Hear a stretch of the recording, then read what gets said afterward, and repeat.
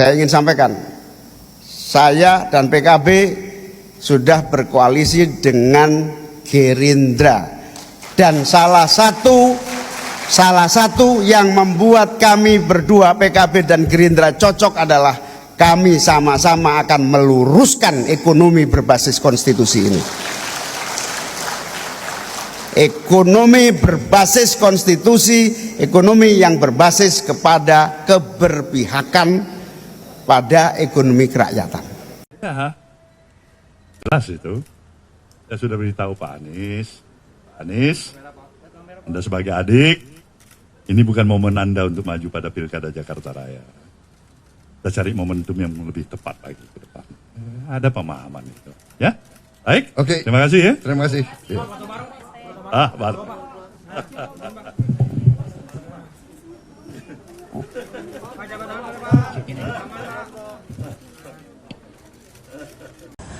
Jadi keputusan dari DPP PKS sebelumnya bahwa kita di perencana yang pertama adalah mengusung Bapak Anies Sohibul Iman. Dan kerangka kerja kita itu berlangsung dari sejak deklarasi tanggal 25 Juni hingga 4 Agustus kemarin. Karena sampai 4 Agustus kemarin kursi yang harus dipenuhi yakni 22 kursi belum terpenuhi, maka kita DPP PKS memiliki ijtihad untuk membuat opsi-opsi lainnya. Salah satu opsinya adalah kita membangun komunikasi dengan Koalisi Indonesia Maju. Sampai tahapan mengkaji, membahas opsi alternatif ketika pasangan aman ini tidak bisa berlayar karena kekurangan kursi. Karena hingga detik ini kami masih hanya mengantongi SK rekomendasi dari PKS. PKS walaupun partai pemenang di Jakarta, kita memiliki 18 kursi, masih kurang 4 kursi.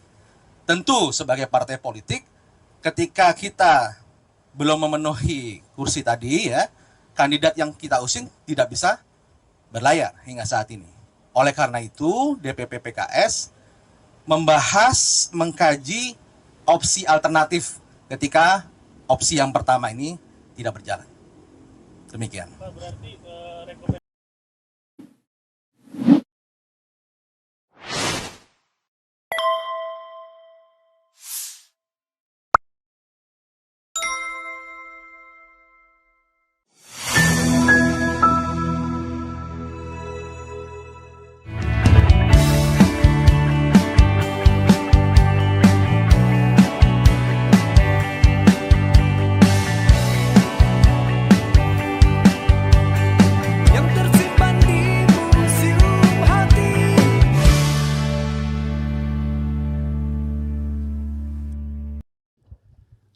Assalamualaikum warahmatullahi wabarakatuh. Sobat RH sekalian, jumpa lagi kita di channel yang keren ini. Keren cadas. Ya sahabat RH sekalian, saya baru ada tamu tadi ya. Kita merekam percakapan menarik dengan Habil Marati. Jadi Habil Marati ini adalah salah seorang pengusaha yang pernah menjadi bukan backbone ya. Yang jelas 2009 membantu Prabowo ya. Karena dia dari P3, 2014, 2019 Prabowo, dan 2024 Anies Baswedan. Ketika dia Anies Baswedan, justru Prabowo menang ya. Makanya saya ledekin juga ya. Tetapi ya itulah namanya manusia ya. Dia sendiri tetap mendukung Anies untuk Pilkada Jakarta, dia tetap dukung Anies.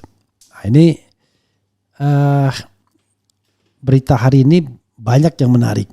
Salah satunya adalah berita yang di Res Surya Paloh yang mengatakan bahwa yang namanya PKB dan Nasdem tidak boleh berpisah. Nah, tidak boleh berpisahnya itu terkait dengan sama-sama gabung pemerintahan Prabowo, atau sama-sama dukung Anies atau dua-duanya. Tapi kalau dua-duanya apakah mungkin ya gabung sama pemerintahan Prabowo tapi juga dukung Anies? Why not ya?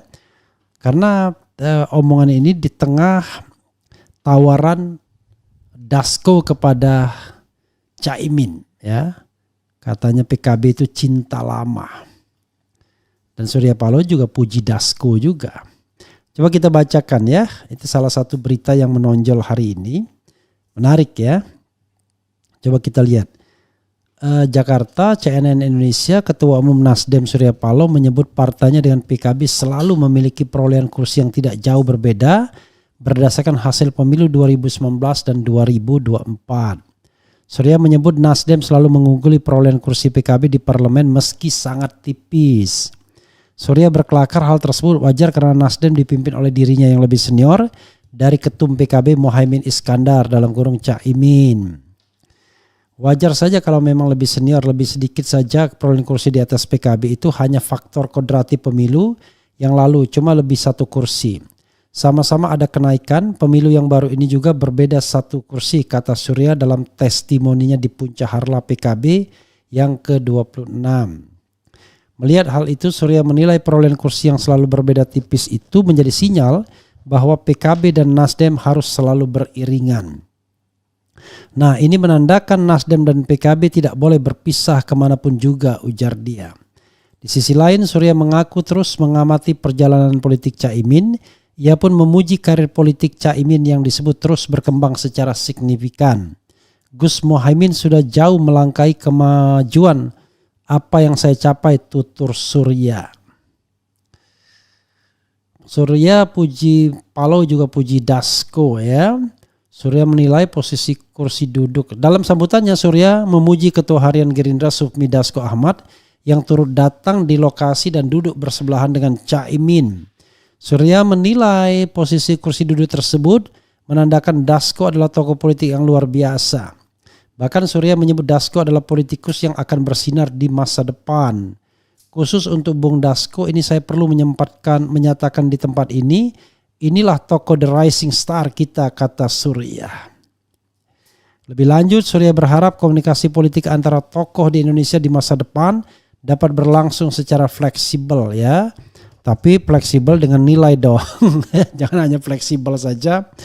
Halal haram hantam ya.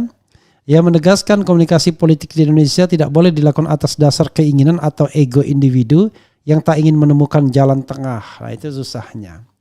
Ya. Diskusi musyawarah jalan tengah hanya bisa dilakukan di antara orang-orang yang punya komitmen untuk baik dan bersih. Tapi kalau sama koruptor ya nggak bisa lah. Indonesia membutuhkan betapa pentingnya komunikasi politik. Ini harus berjalan secara cair, tidak kaku dan tidak mau menang sendiri. Indonesia membutuhkan ini, jelas dia. Jadi sahabat era sekalian, PKB bersama-sama dengan Nasdem. Ini maknanya apa ya? Maknanya Nasdem tidak mau ditinggalkan PKB yang akan ditarik pemerintahan. Jadi sobat era sekalian, secara teoritis sebenarnya Gerindra dan Prabowo hanya membutuhkan 1 partai politik saja untuk bergabung dengan pemerintahan. Karena mereka sekarang masih kalah ya. Mereka masih 48-49% kalah dengan 4 partai ini kalau gabung jadi 1. PDIP, Nasdem, PKB dan PKS. Jadi 4 lawan 4 seimbang ya. Gerindra, kemudian Golkar, kemudian PAN, kemudian Demokrat itu seimbang dengan 4 lawan 4. Nah, ini sebenarnya seimbang. Cuma persoalannya adalah mayoritas kursinya ada di sebelah oposisi. Sehingga secara teoritis Prabowo perlu mengambil 1 kursi lagi. Dan kelihatannya yang paling bisa mereka ambil dan posisinya tidak terlalu membahayakan Prabowo, mintanya juga nggak banyak-banyak amat karena bukan pengusaha besar, ya PKB dan Mohaimin. Dan PKB selalu untung karena dianggap partai yang moderat, ada NU-nya dan lain sebagainya. Beda PKS yang dianggap partai yang terlalu kanan. Sementara Nasdem partai yang ada pembesarnya, orang besarnya seperti Surya Paloh. PDIP apalagi ada Megawati. Jadi kalau misalnya mau diambil, maka PKB lah kandidat kuatnya. Apalagi setelah mendapatkan pengesahan dari KPU, Prabowo langsung mampir ke Caimin PKB. Nah ini menunjukkan. Jadi sobat sekalian, mungkin itu Surya Paloh bilang jangan tinggalkan, harus terus bersatu, ya kan? Pertanyaannya bersatu untuk mendukung Anies, bersatu untuk sama-sama masuk pemerintahan Prabowo, atau bersatu untuk menjadi oposisi. Ini yang menarik. Kenapa? Karena PKS pun sedang menunggu juga tawaran dari Prabowo untuk masuk pemerintahannya. Padahal kalau makin banyak partai atau bahkan semuanya masuk pemerintahan Prabowo dan misalnya meninggalkan hanya PDIP sebagai oposisi, maka politik Indonesia nanti cenderung tidak sehat, ya. Begitu saudara sekalian. Ini juga ada Caimin nego PKS juga diajak kabinet Prabowo. Jadi rupanya begitu juga, ya.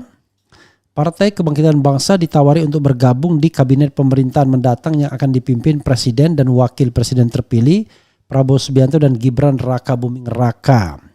Penawaran ini disampaikan langsung Ketua Harian Partai Gerindra Sufmi Dasko Ahmad yang mewakili Prabowo saat hadiri Harla ke-26 PKB di Jakarta Convention Center, Senayan. Sudah dibilang bahwa kita adalah cinta lama. Kami tunggu PKB untuk masuk dalam pemerintahan bersama dengan kami, kata Dasko. Prabowo yang menjabat Menteri Pertahanan tidak bisa hadir di Harla PKB karena diutus Presiden Joko Widodo mewakilnya untuk rapat di luar negeri. Menanggapi tawaran ini, Ketua Umum PKB Muhaimin Iskandar menyatakan siap mendukung Prabowo memimpin Indonesia 5 tahun ke depan. Terima kasih atas ajakan Pak Dasko. Semua siap sama-sama Pak Dasko dan Pak Prabowo di masa yang akan datang, kata Caimin. Menariknya, Caimin juga menego agar Partai Keadilan Sejahtera yang merupakan partner di Koalisi Perubahan juga diajak bergabung di kabinet mendatang. PKS, don't worry, saya juga ikut mendaftarkan. Ajak juga PKS Pak Dasko untuk bareng-bareng dan semua kekuatan bangsa untuk bersama-sama menata Indonesia yang sedang di persimpangan jalan, tandas Caimin. Sontoloyo. Kalau semua partai masuk pemerintahan, lalu siapa yang mau menjadi oposisi yang mengontrol, ya? Jadi jangan-jangan cuma PDIP saja. Tapi ya itulah politik kita, ya. Politik kita adalah politik pragmatis karena memang ya lebih enak berkuasa ketimbang tidak berkuasa. Ini PKS menunggu ajakan bergabung ke pemerintahan Prabowo juga. Oke. Jadi itu, ya. Kalau kita lihat yang hari ini apa saja beritanya, ada berita lain tentunya yang juga bisa kita lihat.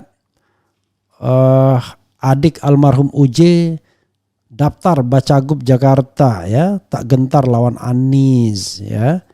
Daftarnya ke PSI, ya. Instruksi Golkar, Yusuf Hamka siap maju pilkada tanpa Kaisang. Jadi dia akan menjadi calon gubernur.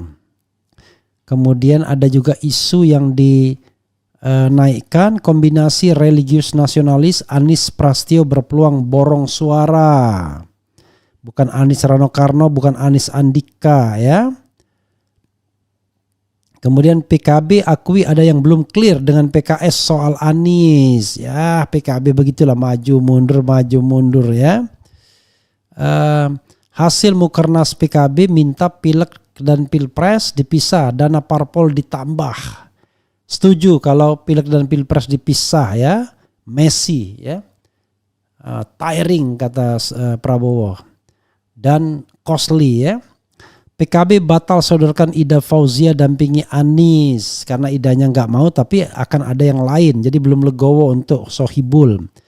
Ridwan Kamil beri selamat ke Anies dapat dukungan di Pilkada Jakarta. Sanjungan Hasto PDIP ke Anies pernah jadi rival tapi sekarang teman berdialog, katanya. Luar biasa, ya. Apalagi, ya, ini ada harta kekayaan Jokowi naik 66 miliar selama jabatan presiden 2 periode. Yang resmi, yang tidak resminya gimana ya? Karena bisik-bisik tetangganya kan kalau cuman punya 66 miliar, punya 89 miliar, apakah sepowerful itu ya? Ya kalau menggunakan keuangan negara sih lah beda lain ya. Oke. Yusuf Hamka, kalau Kaisang tak maju di Jakarta, saya diminta Golkar jadi cagup. Nah ini 2 orang yang pernah dianggap bermasalah menjadi komisaris utama dan komisaris PLN. Ini Burhanuddin Abdullah, ya, komut baru PLN yang pernah jadi terpidana kasus korupsi di Bank Indonesia, ya, Gubernur BI Burhanuddin Abdullah. Kemudian Andi Arief, politisi Demokrat yang ditunjuk jadi komisaris PLN, pernah tersandung kasus narkoba. Cocok semua kita ya. Istana siapkan sidang kabinet perdana di IKN ya.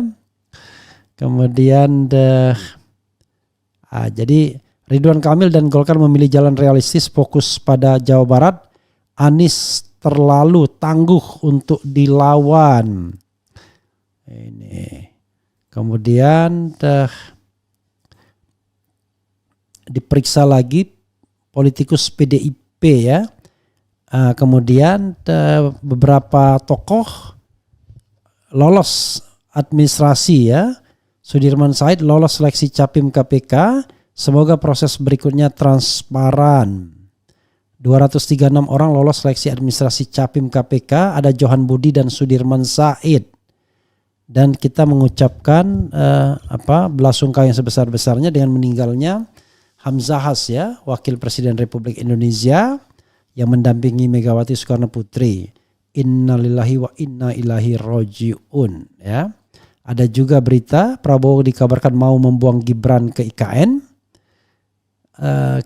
Anies Prasetyo kombinasi paling baik ketimbang Anies Sohibul dan lain sebagainya dan lain sebagainya. KPK geledah rumah anggota DPR PDIP terkait bansos COVID-19 Herman Heri ya. Kemudian Ahmad Saiku minta Prabowo dan Gerindra legowo agar Jakarta jadi jatah PKS. Kemudian PKS menunggu ajakan bergabung ke pemerintahan Prabowo ya. Luar biasa. Coba kita lihat ya, Anies Prasetyo ini kombinasi yang paling baik coba ya. Apakah Anda setuju ya? Duet Anies Baswedan Prasetyo Edi Marsudi merupakan kombinasi paling ideal untuk memimpin Jakarta lewat Pilkada 2024. Pasalnya Anies Prasetyo bisa saling melengkapi baik dari segi partai maupun tugas di pemerintahan. Sementara jika Anies dipasangkan dengan Sohibul Iman atau bersama kader PKS tidak mencerminkan heterogenitas Jakarta. Sama-sama identik dengan Islam, memang bersama Mas Pras dari PDIP ini komunikasi paling baik. 2 kutub mainstream bersama di Jakarta dengan pluralisme Jakarta dan heterogenitasnya, kata Dekan Fakultas Administrasi Negara Universitas Krishna Dipayana Unkris Reza Haryadi. Selain itu kata Reza, PKB, PDIP dan Nasdem sebagai komunikasi politik yang baik untuk di Jakarta. Alasannya pasangan dengan Prasetyo cukup beralasan karena sebagai kader PDIP juga ketua DPRD DKI Jakarta 2 periode. Tentu kata dia ini menjadi modal utama membangun Jakarta ke depan. Di sisi lain Anies dan Prasetyo pernah bekerja bersama di Pemprov DKI Jakarta. Anies pengalaman di Jakarta sebagai gubernur dan Mas Pras ketua DPRD DKI pasti paham seluk-beluk Jakarta, kata Reza. Padahal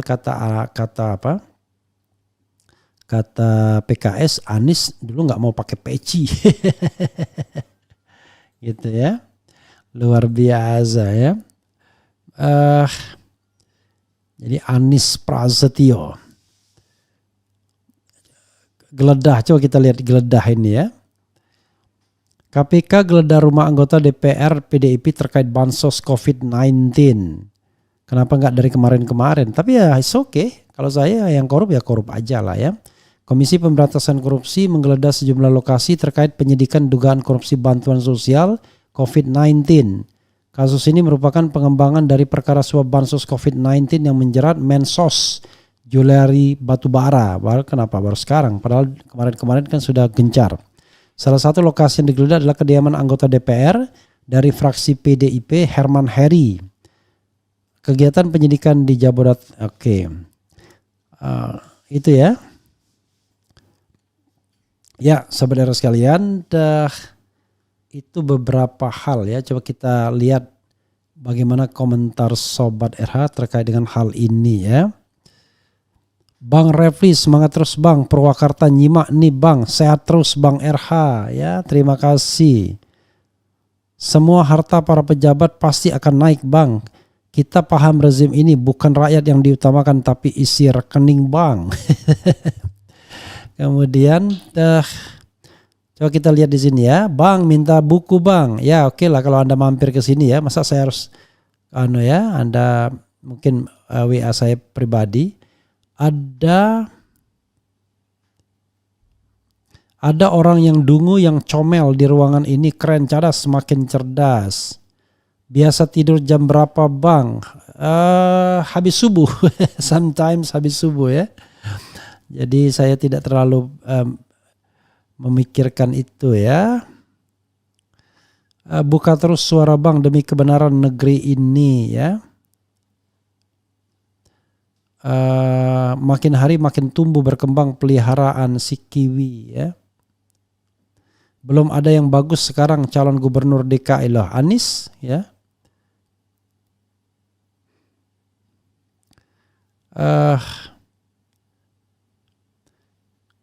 Ini dikasih jabatan komisaris Anda nggak bisa ngapa-ngapain, ini orang bodoh.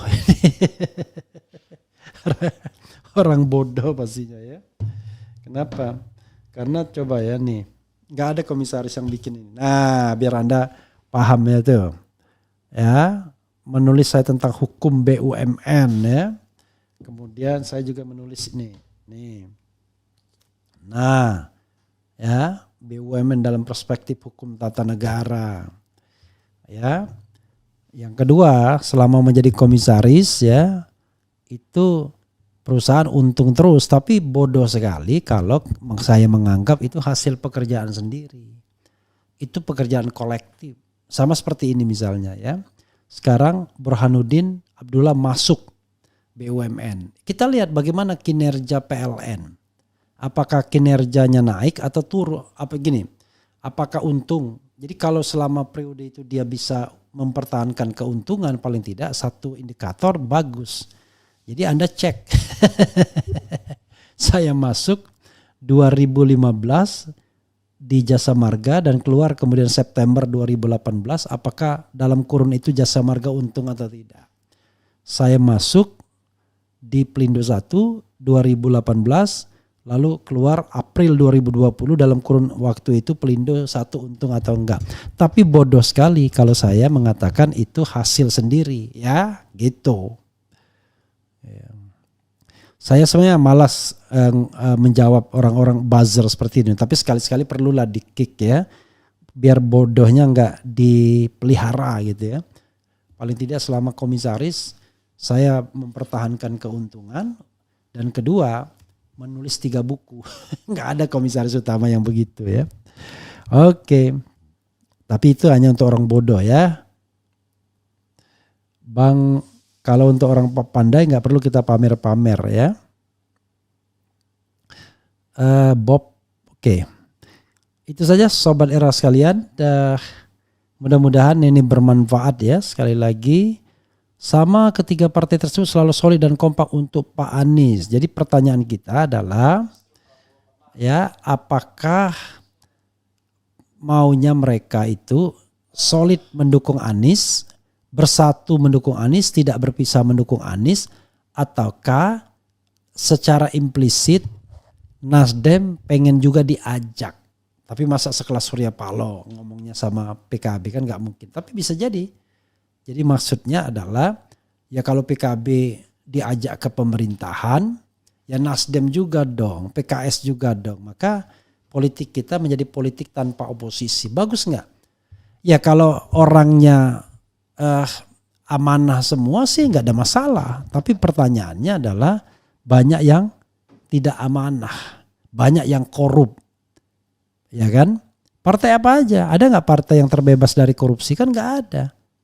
Nasdem ada koruptornya, PKB ada koruptornya, PKS ada koruptornya, PDIP ada koruptornya, you name it, Golkar ada koruptornya, kemudian PAN ada koruptornya, nggak ada yang nggak ada koruptornya, ya kan?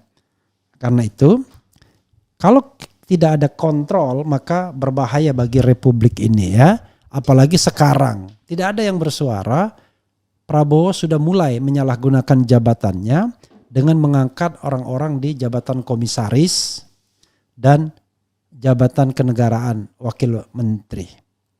Bayangkan ya, dan yang diangkat mantan koruptor, ada yang bermasalah dengan narkoba misalnya. Apa nggak ada yang namanya screening dulu terlebih dahulu, padahal mereka pengawas. Bagaimana ada kewibawaan kalau yang ditunjuk orang yang bermasalah, ya kan? Tuh. Oke, itu saja ya Sobat Era sekalian. Mudah-mudahan ini bermanfaat. Saya live di Refli Keren Cadas Live. Itu ada beberapa berita ya. Saya ada berita yang menarik lagi nggak ya?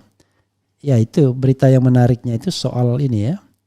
Soal Anies Prasetyo itu ya.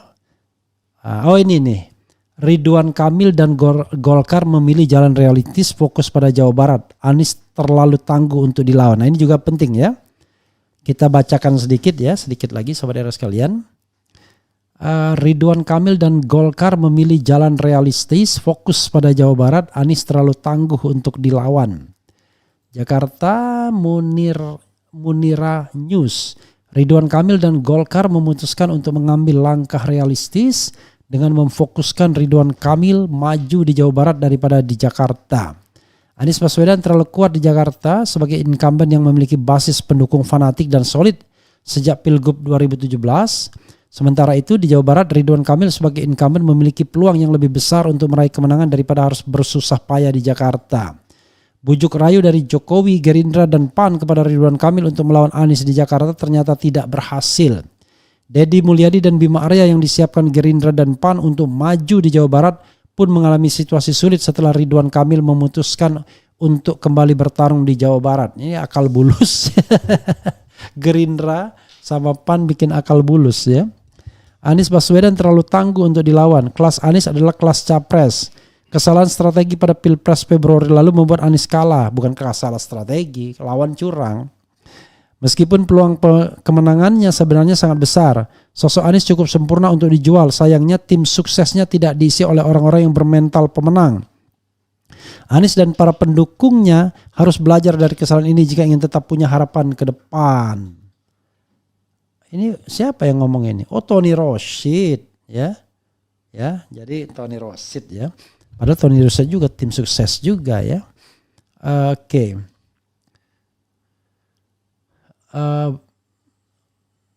Pada Pilpres Februari lalu, Jokowi dan mudah mengalahkan Ganjar yang didukung oleh Megawati. Berbeda dengan Pilpres yang wilayahnya sangat luas hingga ke daerah terpencil, Pilgub lebih mudah dipantau dan dikontrol. Anies dengan tim sukses solid dari PKS dan partai pengusung lainnya, serta para pendukung militannya akan dengan mudah menjangkau semua wilayah hingga ke setiap TPS. Di sini kecurangan dan keculasan yang biasa dilakukan oleh penguasa akan menemukan kesulitan. Inilah pertimbangan yang mungkin membuat Ridwan Kamil dan Kaisang berhitung matang sebelum melawan Anies di Jakarta. Hingga saat ini Anies belum menemukan lawan tanding yang setara di Pilgub Jakarta kecuali jika Jokowi mau turun kelas dan nyagup di Jakarta untuk melawan Anies. Luar biasa. Ini baru seimbang dan pasti sangat seru. Namun apakah aturan membolehkan seorang presiden 2 periode nyagup? Itu masih menjadi tanda tanya besar. Ya. Dan menurut saya ya kalaupun Jokowi nyalon ya orang sudah nggak suka lagi. Kan udah terlalu ya. Kemarin itu kan kalau tidak ada paksaan, tidak ada bansos, orang juga nggak mau ya. Oke, itu saja saudara sekalian ya. Mudah-mudahan bermanfaat ya. Bang Refli teruslah konsisten menyuarakan kebenaran, insya Allah ya. Bang, sapa saya dong dari Pulau 300T ya, pasti Bangka Belitung ya. Bang Refli bisa nggak bagi bukunya teruslah kritis ya, bisa lah ya. Nanti saya hubungin saja ya, atau main ke sini ya. Itu saja sobat era sekalian. Wassalamualaikum warahmatullahi wabarakatuh. Ciao.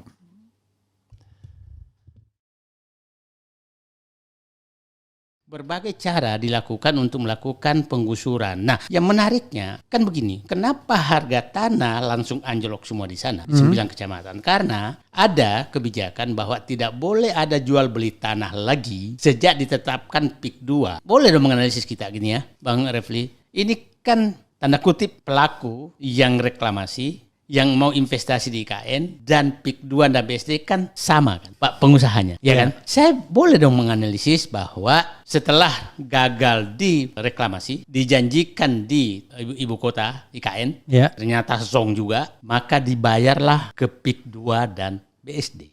Jadi menurut saya ada 3 hal. Satu, bahwa ini menurut saya rawan terhadap keamanan nasional, rawan terhadap, bisa menjadi rawan terhadap SARA karena hanya etnis tertentu yang tinggal di sana.